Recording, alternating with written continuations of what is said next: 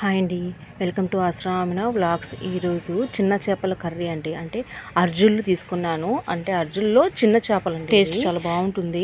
ముందుగా నేను ఇలా 1 కేజీ అర్జున్ తీసుకున్నాను. స్పూను ఎండుమిర్చి పౌడరు, కొంచెం పసుపు, కొంచెం సాల్ట్ వేసుకొని బాగా ఇలా మిక్స్ చేసుకొని ఒక 15 నిమిషాలు పక్కన పెట్టేసుకోవాలి.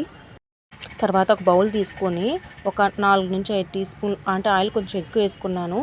దాంట్లో ఆవాలు, జీలకర్ర, మెంతులు ఇవన్నీ వేసుకొని కొంచెం వేగిచ్చాక ఒక 2 ఆనియన్స్ కట్ చేసుకొని ఇలా వేసుకున్నానండి ఆయిల్లో. నెక్స్ట్ ఒక 4 పచ్చిమిర్చి వేసుకోవాలి. ఇవంతా రెడ్డిష్ అయ్యేంత వరకు చేసేది. తర్వాత 2 టమాటోస్ కట్ చేసి వేసుకొని కొంచెం కరివేపాకు వేసుకొని మన టేస్ట్కి తగ్గట్టు సాల్ట్ వేసుకోవాలండి. ఇదంతా బాగా ఆయిల్లో మగ్గాలి. నెక్స్ట్ నేను అల్లం వెల్లుల్లి పేస్ట్ తీసుకున్నాను. దాంట్లో కొద్దిగా ధనియాలు, జీలకర్ర వేసి మిక్సీకి పట్టించానండి. ఫ్రెష్గా ఉంటుంది కదా, చాలా బాగుంటుంది టేస్ట్ కూడా. ఇలా ఆ మసాలాలో అంతా వేగేయాలి. నెక్స్ట్ 3 టీ స్పూన్స్ ఎండుమిర్చి పౌడర్ తీసుకున్నాను. నెక్స్ట్ నేను ధనియాల పొడి వేయలేదు దీంట్లో. అంటే మనం మసాలాలు వేసుకున్నాం కాబట్టి ధనియాలు ఇప్పుడు వేయలేదు.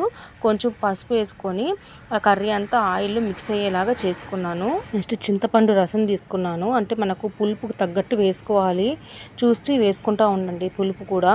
అది కూడా ఆ మసాలాలో బాగా పట్టించాలి. అంటే ఫస్ట్ నేను మామూలుగా అయితే ముందు చేపలు వేసుకుంటాను, నేను అలా వేయకుండా ఫస్ట్ ఇదంతా మసాలా అంతా వేగాక లాస్ట్లో వేసుకుంటాను.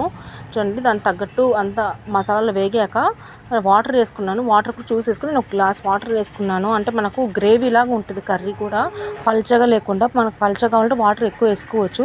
ఇలా బాగా కర్రీ మగ్గుతున్నప్పుడు నేను ఇప్పుడు వేసానండి ఈ చేపల్ని. అంటే చేపలు కూడా ఫస్ట్ మనము ఈ కారం అంతా పెట్టాము కదా, టేస్ట్గా ఉంటుంది. వీడియో నచ్చితే లైక్ చేయండి. ఇంకా సబ్స్క్రైబ్ చేసుకుని వాళ్ళంటే తొందరగా సబ్స్క్రైబ్ చేసేసుకోండి, నాకు సపోర్ట్ చేయండి.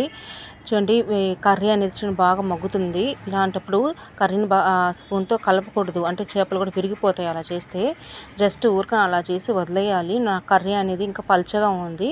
గ్రేవీ కోసం ఇంకా నేను ఒక 10 మినిట్స్ బాగా అది కుక్ చేశాను. చూడండి, 10 మినిట్స్ తర్వాత కర్రీ అనేది నాకు కొంచెం గ్రేవీ లాగా తయారైంది. నెక్స్ట్ ఇది చల్లారాక మాకు ఇప్పుడు పల్చగా ఉన్న చల్లారాక మనకు సెట్ అయిపోద్ది. లాస్ట్లో నేను కొత్తిమీర ఆకులు గ్రైండ్ పైన వేసుకొని ఒక 5 మినిట్స్ స్లిమ్లో పెట్టేసి వదిలేసాను. కర్రీ చూడండి నాకు ఎలా వచ్చిందో, గ్రేవీగా చాలా బాగుంటుంది. మీరు ట్రై చేయండి, చాలా బాగుంటుంది టేస్ట్ కూడా. వీడియో నచ్చితే లైక్ చేయండి, మర్చిపోవద్దు సబ్స్క్రైబ్ చేసుకోండి.